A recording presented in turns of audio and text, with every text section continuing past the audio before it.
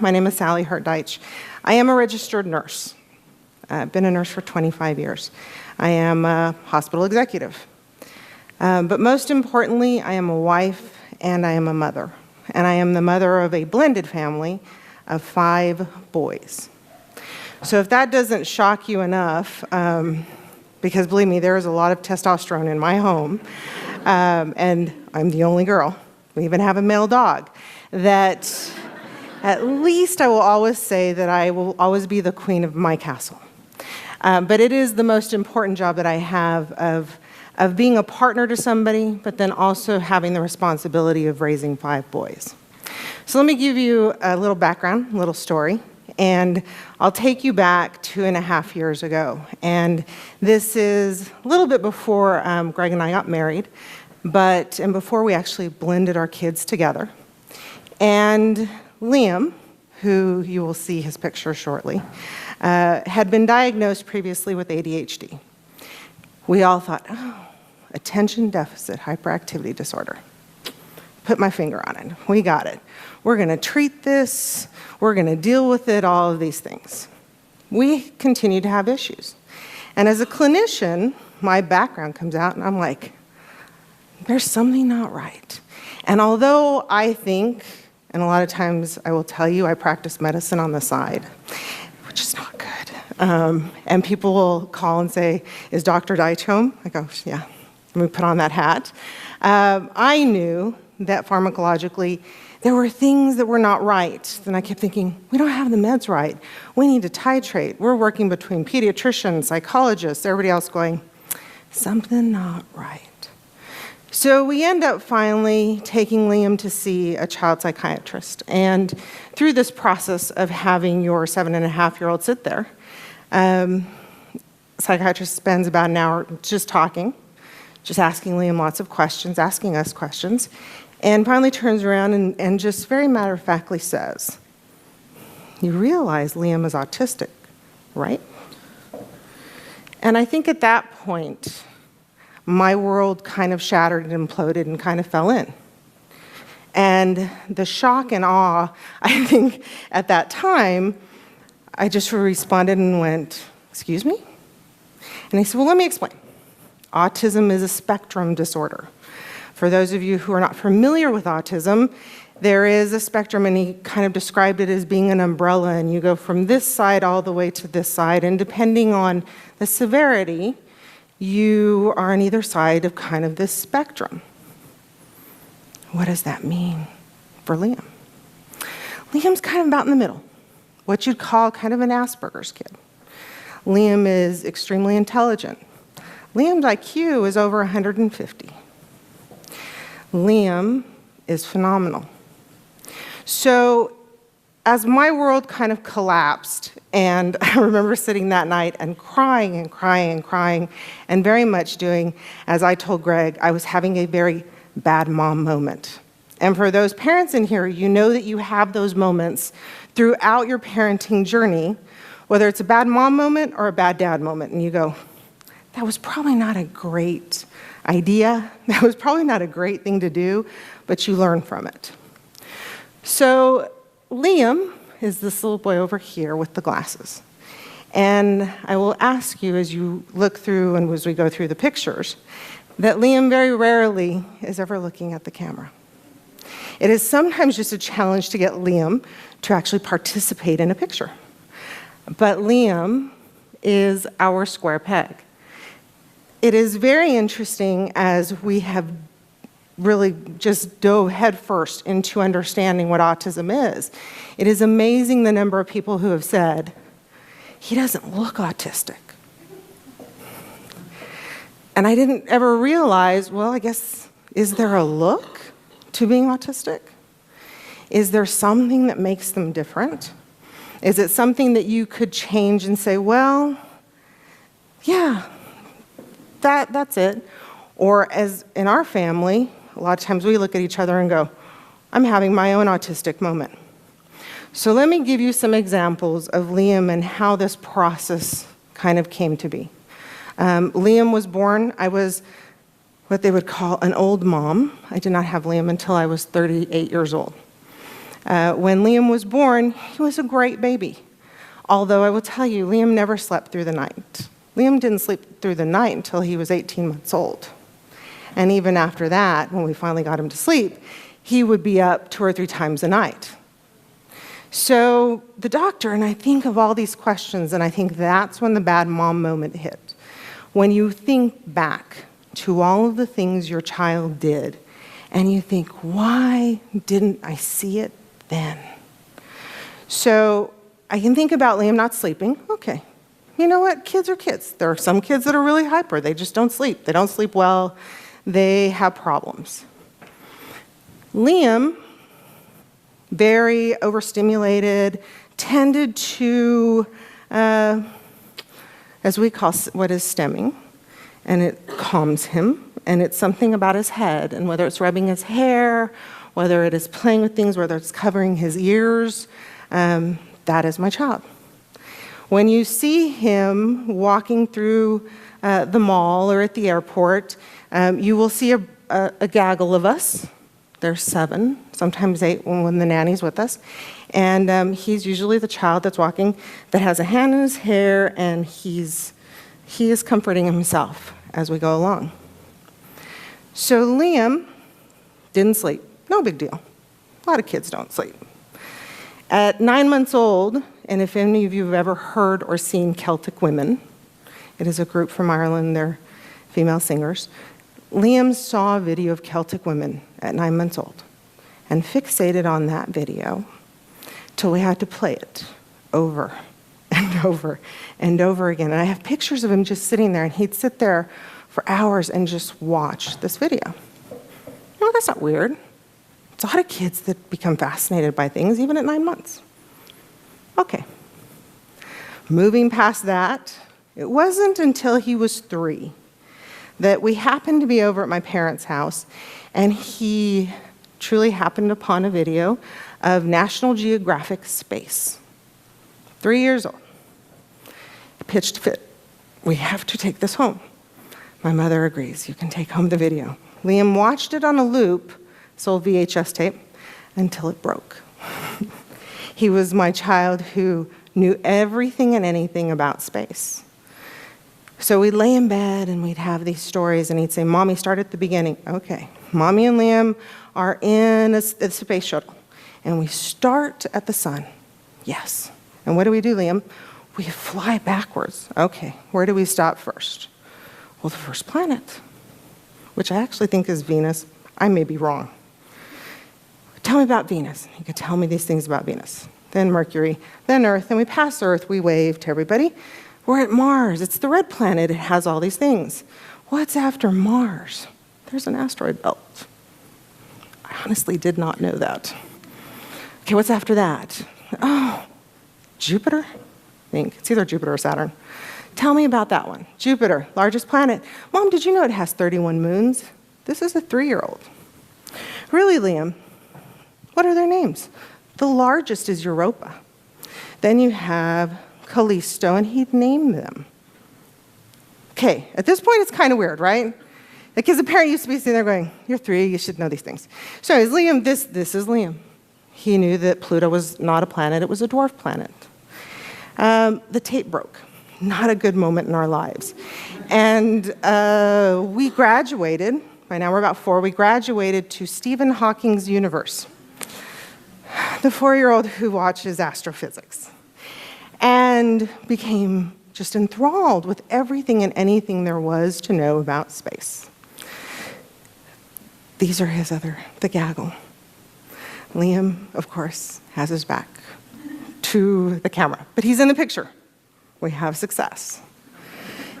So moving on, we soon figure out that Liam is just, you know what, at that point you're thinking, yeah, he's just impulsive. He's hyper.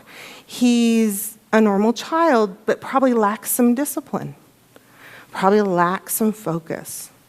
It must be me. It's bad parenting. I'm working too much. I'm not spending enough time with them. I'm not helping the situation. Another bad mom moment. Lots of times, and And a lot of us as parents love to put guilt on our own shoulders and have our own martyr moments and say, this was all me and we missed it. We start school. Now I'll tell you, initially, he's in a very Montessori-ish program. It was very free-flowing. It was impossible to catch it. And it wasn't until he got into actual school, into public school in first grade, and by the grace of God, he ended up being at my sister's elementary school. And the first year she said, I don't know if it's him or the classroom. She said, but I was doing an observation, and they were kind of out of control. She said, but I don't know if it's him or just that there's a lack of structure. So we tested him. He's testing into the gifted and talented program. Bravo. She said, next year we're going to put him in the GT class, and that teacher is extremely structured. So we'll see. Second grade, 86 days of lunch detention, 2 in-school suspensions. And the second one was for pushing down a little girl and calling her a whore. You're in the second grade. Where do you even hear that word? And how would you know contextually how to use that to a woman or a female? So imagine all of the horrible things that are going through my mind of why is this happening. So working with my sister, the counselors, we need to get him evaluated. We need to do a full-blown psych eval, which we do. It's ADHD. Your child has ADHD, and pretty severe ADHD. We don't normally medicate children at this age, but in this case, we really need to try something. Great. So we change diet, put him on medicine.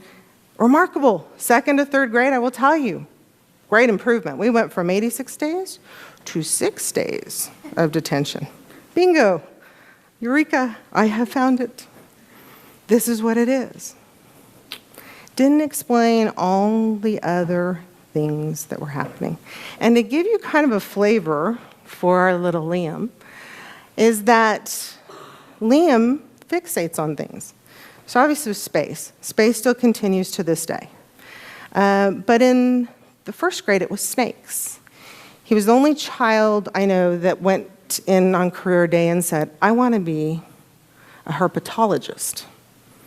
Every other 1st grader looked at this child like, I don't even know what that means, okay?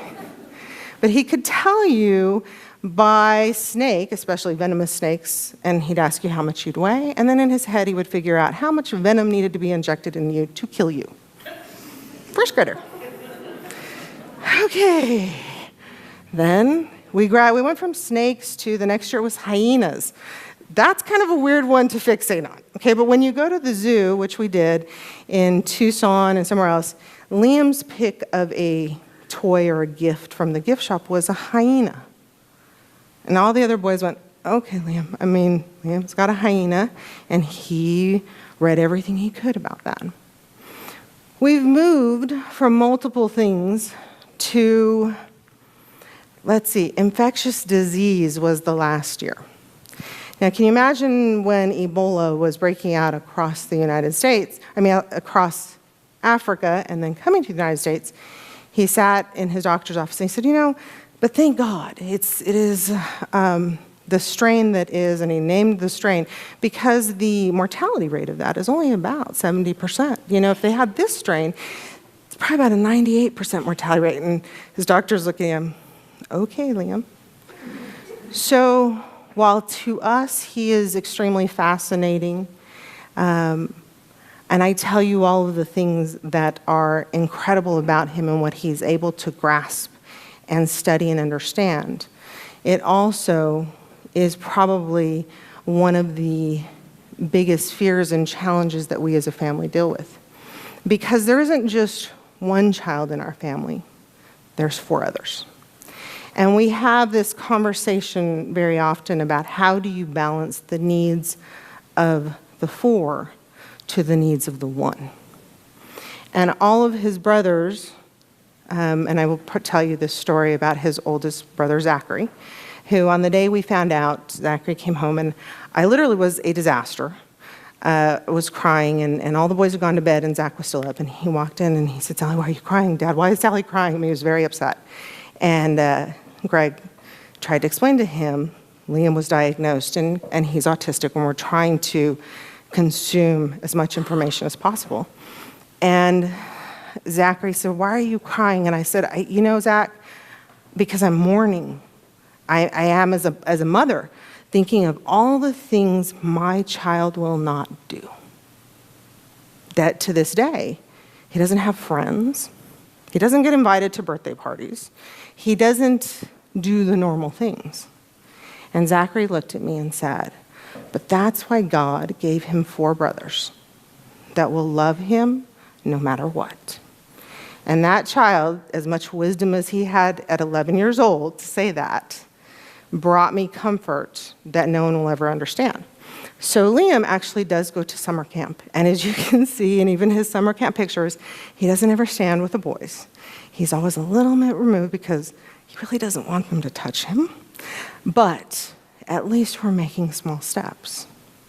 So we as a family, snakes. My husband doesn't like this picture because he doesn't like snakes, but Liam loves them. He is different. And there is one thing that we say a lot in our family, is that what is not always fair may be equal, and what is sometimes equal is not always fair. And so the needs of the children, all 4 and 5 of them, are very different. And as parents, we have to change what we do, how we do, and how we monitor and move their worlds around to make sure that we meet the needs of all, whether it's fair or not. These are all different pictures of different times where we have really tried to bring him in to being part of us.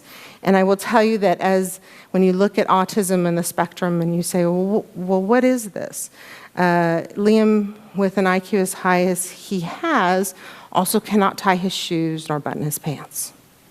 So the day-to-day world that he lives in is very different. He's a mainstream student. He's in a normal classroom. While he is considered special education, you wouldn't, what does that mean to you? And as I've heard even many of the speakers today talk about whether it's tolerance or stereotyping or having biases and racism, there are those in our population, especially people that have autism, that it's not defined as one thing or another. That is many times why they call it a spectrum disorder, because they are all on a spectrum and it's not defined by one singularity. This caricature was done and they all picked their own idea of what they wanted to be, and Liam picked Halo. So Halo Reach, or Halo the game, which is a video game. So let me give you an example of a Liamism from Halo. So we go to GameStop, and they get to pick a video game. All right. And he's trying to pick something out, and he sees something, and he says, it was Grand Theft Auto. I went, no. And he goes, he says, that's right, Mom, because on the list of the 100 most violent games, it's number 2. Okay. Yeah, that's why you're not getting it. He walks around the store, and he walks over, and he picks up Call of Duty. Liam, and he goes, it's not, Mom, it's actually not that bad. It's number 47. Pick another. Dude, you're trying me. Walks around, picks up Halo. And he goes, it's not people, they're aliens. Okay, what number is this one? And he goes, it's 89. It's not that bad. So we live with a child who can list anything and everything, who becomes fixated and fascinated by different ideas and things, that would much rather spend time with adults than he would with children his own age. And yet at the same time, the discussion that he wants to have with you is the discussion he wants to have with you. So it is not this back and forth. Now, I'll tell you, last night we went to Western Playland and he did ride the Tsunami, and he sat between two girls that were a little bit older than him, and he was very proud when he came off, and he says, I was having a conversation with them. And I said, you were? And he goes, it was an exceptional conversation. Right on. And we work with a therapist who does a lot of applied behavioral analysis and actually is trying to help him to develop those skills. You tend to see a lot of social awkwardness, the inability to have two-way conversations. It's a very one-way conversation and very fixated on certain things. The other things that I will tell you that Liam is, and we have this conversation a lot at home, is that I am Liam's touchstone. And I am the one person in this world that can make everything okay.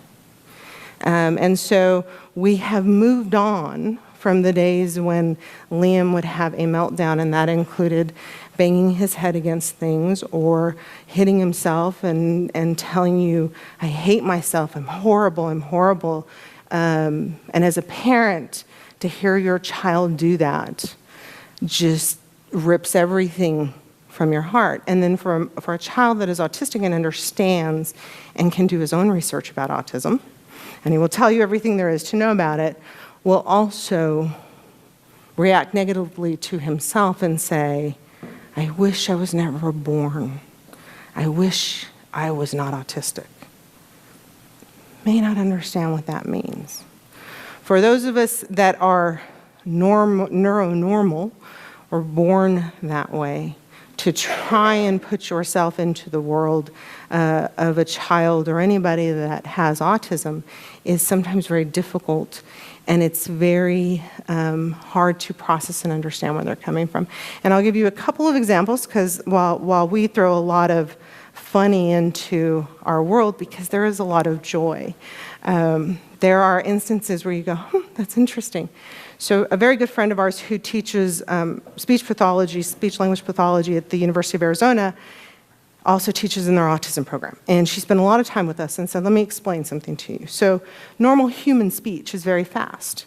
Normal human speech is about 3 to 5 words per second. That's how we speak. She said the autistic brain processes about 1 to 2 words per second. So she would slow down her speech. This is how he processes. So when you come at him, da-da-da-da-da-da-da, maybe brilliant, but he has not heard what you said.